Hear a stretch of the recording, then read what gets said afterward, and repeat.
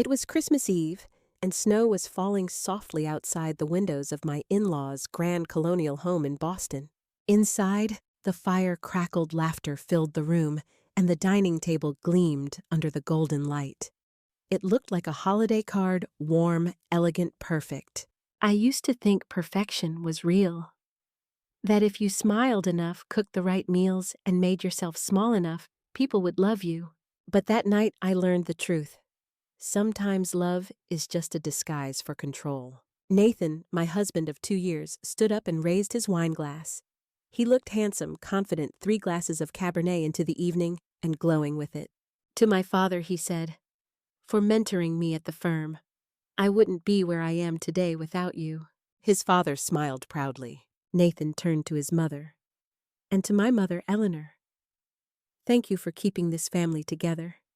Here's to your continued good health." Another round of clinking glasses, another set of polite smiles. I waited. I held my glass, hoping for some mention of me. His wife. The woman who had stood beside him for 2 years. But he sat down without a word. Just carved into his prime rib like I didn't exist. The silence around me grew heavy. I could feel Eleanor's eyes on me, sharp and assessing. "Nathan," I said softly, "you forgot someone." He didn't even look at me, just set his knife and fork down loudly. Then with a voice soaked in sarcasm, he said, "A toast should be for someone who's actually done something. What have you contributed, Olivia? I work 60-hour weeks while you stay home and spend my money." The room fell silent. I could hear my heartbeat in my ears. Not from shame, but from the cold clarity that comes right before a storm. Nathan, Eleanor gasped, but there was something in her voice, something that told me she didn't entirely disagree. And then Nathan kept going. "You don't work. You won't have kids. You just shop and go to the spa. You're basically a parasite. So tell me, what exactly should I be toasting?" I didn't cry. I didn't even blink. I placed my wine glass down gently, deliberately, and met his eyes for the first time that night. "Thank you," I said quietly, "for finally showing me who you really are." I folded my napkin. I stood up, and I walked out of that perfect dining room like I was walking out of a cage. Upstairs, I took my phone and made 2 calls. The first to my father's driver, the second to my attorney. The next morning, I walked into Reynolds Industries. My name wasn't Olivia Sullivan, not really. My name was Olivia Reynolds, heiress, executive, and the woman who was about to take her life back. The next morning, I walked into the glass tower of Reynolds Industries. The security guard greeted me without hesitation. "Good morning, Ms. Reynolds." "Not Mrs. Sullivan. Not the housewife." "Ms. Reynolds?" I nodded. "Is everything ready?" "Yes, ma'am. Your office is waiting." At 9:58 a.m., I stood in front of the conference room where 12 men in nearly identical navy suits sat. Nathan was at the far end typing on his phone. He didn't even look up. Until I said, "Good morning, gentlemen." His head jerked up. "Olivia, what the hell are you doing here?" I smiled. "I work here. In fact, I own this company." Silence. You could have heard a pin drop. "That's impossible," he said. "You don't even have a job." I walked slowly around the table. "My name is Olivia Reynolds, heir to Reynolds Industries, and majority shareholder of your law firm." Nathan looked like someone had pulled the floor out from under him. I dropped a manila folder in front of him. "Divorce papers, already prepared. You'll want to read those carefully. You're doing this." Over one comment, he scoffed. I leaned in, voice steady. "No, Nathan. This isn't about one dinner. It's about 18 months of lies." Then I pulled out my phone and showed him a photo. Him and Jessica Miller, his assistant, tangled together in a hotel elevator. The color drained from his face. "You had me followed." "No, your actions were just sloppy." Right then, the door opened.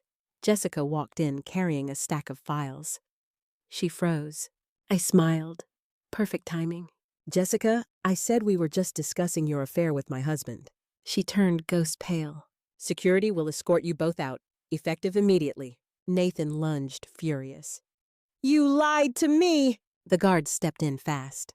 I met his rage with calm. "I never lied, Nathan.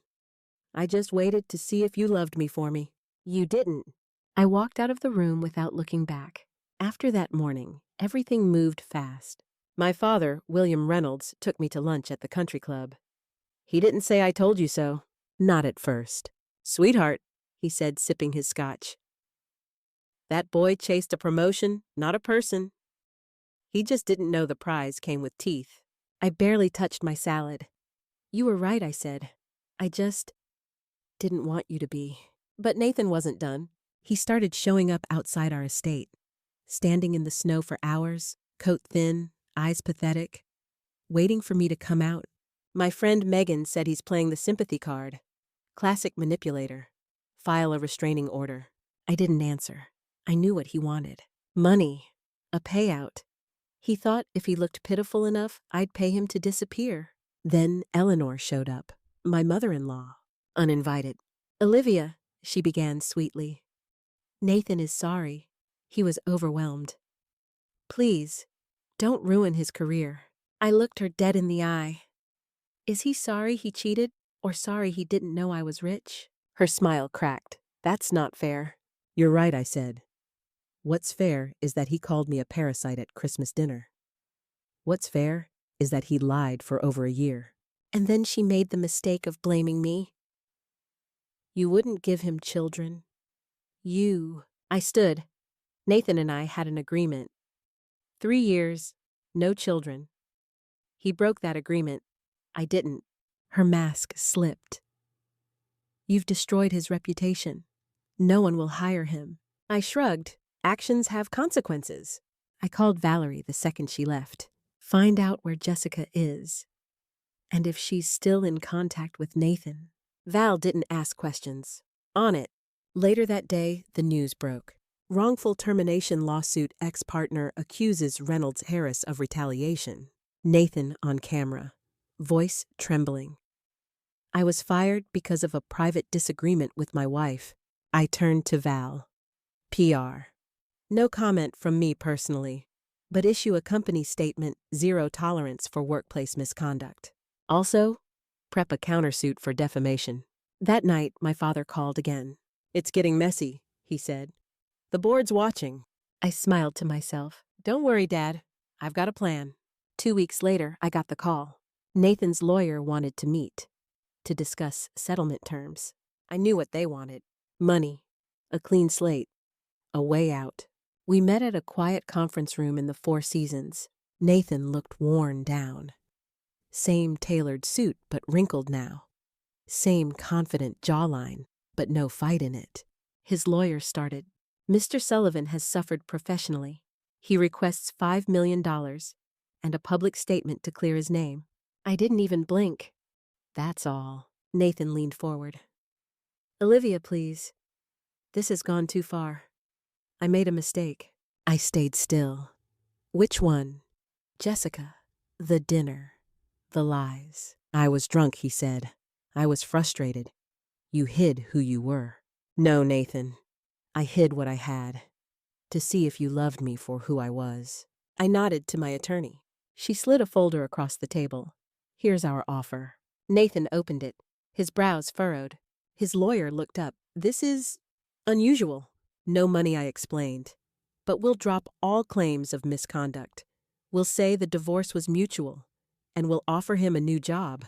A job, Nathan echoed. At a Reynolds-owned company, Mason Consulting Group, with full salary, relocation included. Where? Seattle. His lawyer whispered something. Nathan hesitated, then nodded. I need time to think. I stood, calm, final. You have 48 hours. After that, we go public. And the photos go with us. As I turned to leave, he asked quietly, Why are you doing this? Why offer me anything at all? I paused at the door. Because I'm not cruel. I just want this over. Later that day, I met Megan for lunch. She raised an eyebrow the moment I sat down. You offered him a job. I sipped my water, then smiled. Not exactly. Megan leaned in. Olivia, what did you do? Mason Consulting is being sold next month, I said. Whoever takes that position will be out of a job in 90 days. She gasped. That's savage.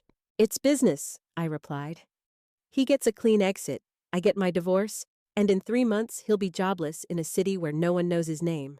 Everyone wins, she whispered. Except Nathan. That afternoon, my phone buzzed. Package delivered to Jessica Miller. I smiled. What was in it? Megan asked. Photos, I said. Of Nathan. With someone else. From before Jessica. Why? Insurance. In case he gets clever.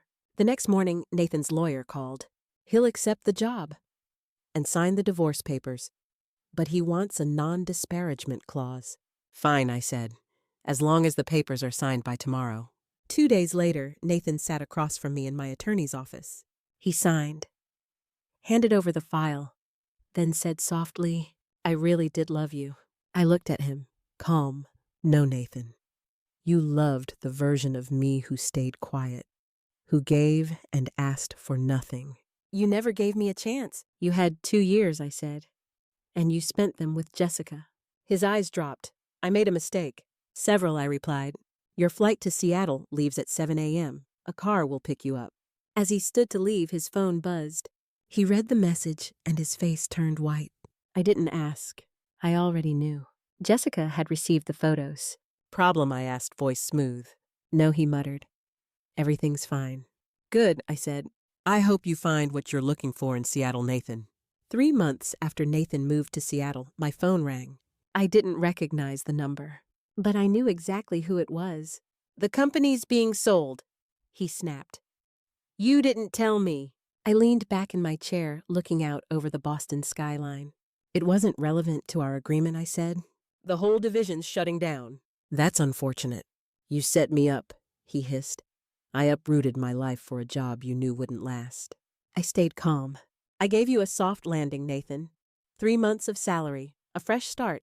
That's more than most cheating husbands get. Silence. Then his tone shifted.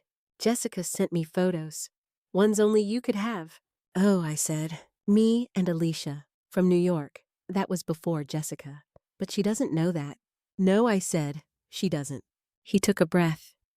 Did you have me followed? Our entire marriage. Not the whole time. Just after the rumors started. About you and Jessica. Another pause. Then quietly. You're unbelievable. I'm coming back to Boston. I sat up straighter. No, Nathan, you're not. Watch me. Listen carefully, I said, voice sharp now. The divorce is final. Your name is mud in every major law firm here. And if you so much as file a complaint, those photos, they go straight to every HR department in Seattle. He didn't respond for a long time. Finally, he whispered, You really thought of everything, didn't you? I looked down at my father's old fountain pen. I learned from the best. He never liked me. Correct. And you're proud of this. I hesitated. No, I'm just done. After I hung up, I sat in silence. I should have felt victorious. I'd protected my family, my company, myself. But what I felt was tired. Val knocked gently. Your father's here. William Reynolds walked in tall and solid. He called you, he asked. I nodded. He's angry. Let him be. Why don't I feel better? My father looked at me softer now. Because love, real or not, leaves a mark. And because you're still human, Olivia. Was it all a waste, I asked? No, he said. You learned what you don't want. That's never a waste. I gave him a tired smile. He stood. Take some time off, he said. The company will survive. But you, my dear, need to remember who you are. 6 months later, I was watching the sun melt into the Aegean Sea. The white buildings of Santorini glowed gold, and the breeze carried the smell of salt and lemons. It was quiet, peaceful, and for the first time in years, I felt like myself again. I'd spent half a year drifting across the world. Paris, Tokyo, Cape Town, Rio. Not running away, but remembering who I used to be before Nathan. Before I dimmed my light so someone else could shine. My phone buzzed. Megan. How's Greece? She asked. Peaceful, I said. Exactly what I needed. Well, brace yourself. Nathan's back in Boston. I didn't flinch. He's working at some tiny law firm. Personal injury cases. Dating a paralegal. I let out a small laugh. Good for him. You're really not mad, she asked. No, I said honestly. I don't feel anything. That chapter's over. Megan's voice brightened. So, there's a new executive director at the Boston Symphony. Single, gorgeous, and rumor has it emotionally intelligent. I laughed. I'm not dating yet. I didn't say marry him. Just have dinner with someone who doesn't lie for a living. I'll think about it, I said, when I get back. And when's that? I looked out at the water, the horizon endless. Soon, but not too soon. As I walked to the edge of the infinity pool, I thought about the woman I used to be, the one who apologized too much, who shrank herself to be liked. And then I thought about the woman I'd become. Olivia Reynolds, not Nathan's ex-wife, not William Reynolds' daughter, just me. I made a promise to myself that night. I will never hide my power to make someone else feel comfortable. I will never dim my light again. And if that intimidates people, good. At least they'll know exactly who they're dealing with. I smiled into the gathering dark. The kept woman was gone. In her place stood a woman who kept her own power and would never give it away again. It was time to go home.